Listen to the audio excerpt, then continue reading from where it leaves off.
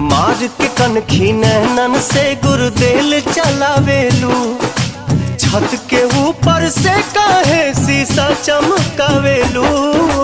रही रही के मोबाइल से मिस कॉल पेठावेलू।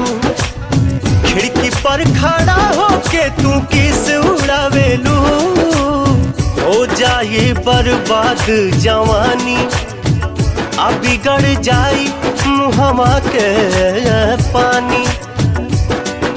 छोड़ के घरवा के जेल खाना, सुना हो, छोड़ के घरवा के जेल खाना, तनी बहरों के हवा लिहल करा, लिहल करा, अरे लिहल करा।